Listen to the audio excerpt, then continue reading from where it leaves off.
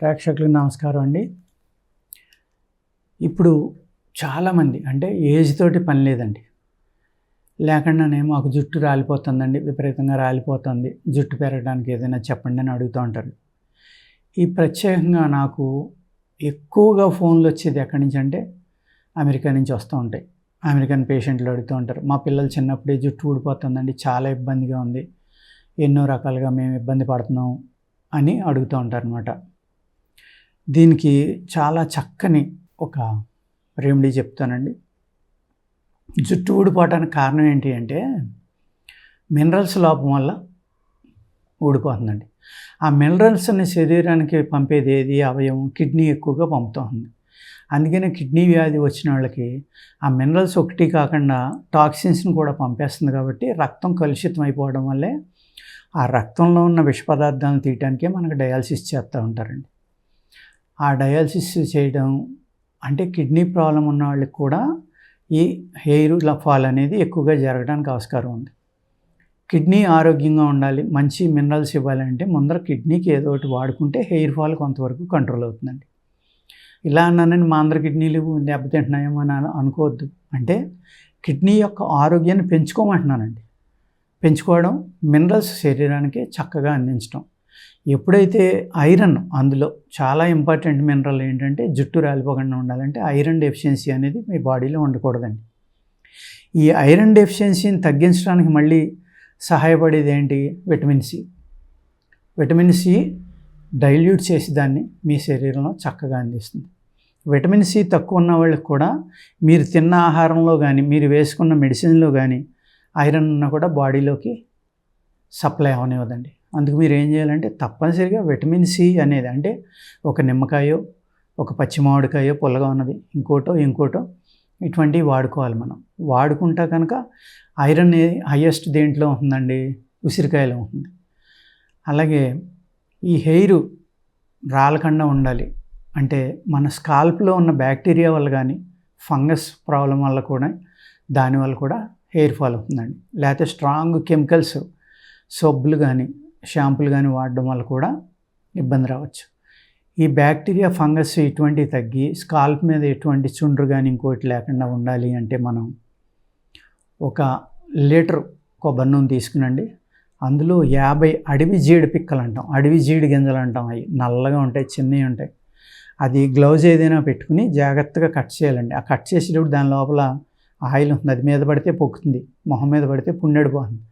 చాలా జాగ్రత్తగా కట్ చేయండి. దాన్ని కట్ చేసినవి లీటర్ ఆయిల్కి ఒక 50 జీడి గింజలు.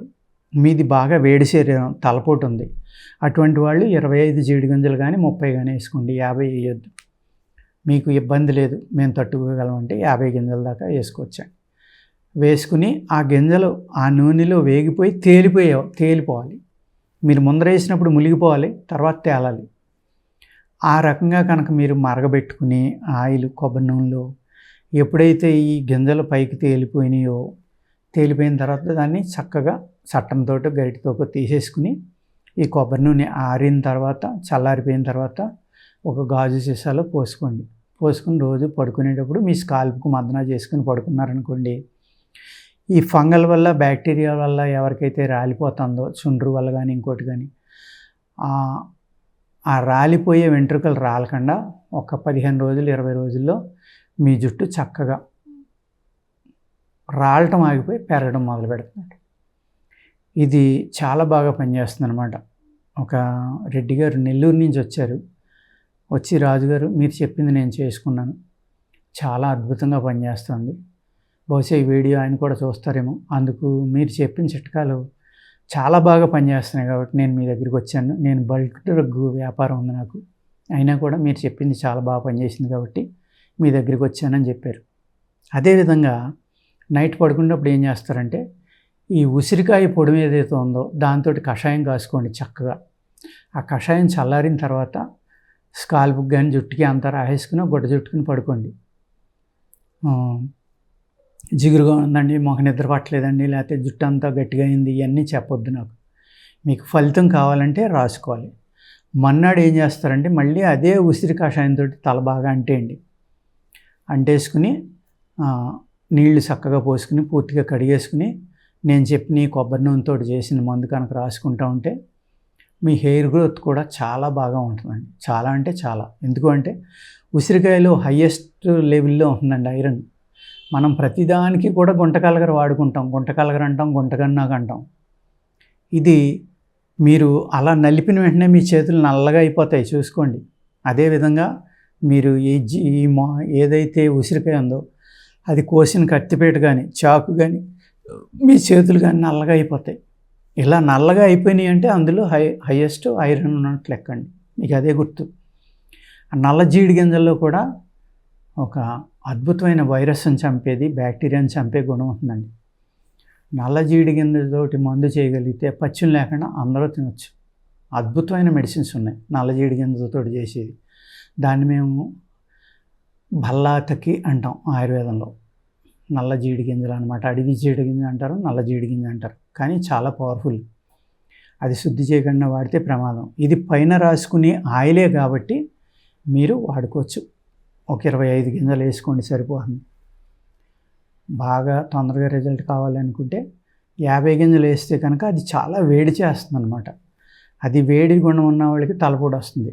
అందుకు 25 గింజలు వేసి చేసుకోవడం అందరికీ సేఫ్ సైడ్. ఓకేనండి.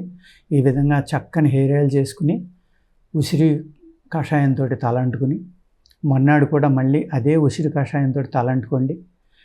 మీకు ఇంకా శుభ్రంగా ఉండాలి అంటే కందిపప్పు నూరుకుని నీళ్ళల్లో వడపోసుకుని దాంతో కూడా మీరు అది నైట్ రాసుకుని పడుకున్నా కూడా మీ జుట్టు చాలా స్మూత్గా అయిపోయి దానికి కావాల్సిన విటమిన్స్ అన్నీ అందుతాయండి. స్కాల్ప్కి జుట్టుకి కూడా రాసేసుకుని జుట్టుకుని పడుకోండి. మన్నాడు తలంటుకోండి. ఈ ఎన్నాటిల్లో కూడా న్యాచురల్ షాంపూస్, కెమికల్స్ తక్కువ ఉన్నాయి వాడుకుంటే మీకు చక్కగా పనిచేస్తాయండి. ఇవన్నీ కూడా మీరు హై కెమికల్స్ వాడేశారనుకోండి, మళ్ళీ మీరు చెప్పారండి మాకు రిజల్ట్ రాలేదని చెప్పొద్దు. న్యాచురల్గా ఉన్నాయి వాడుకోండి. ఇందులో తప్పనిసరిగా ఫలితం ఉంటుంది మీకు. ఓకేనండి. నమస్కారం.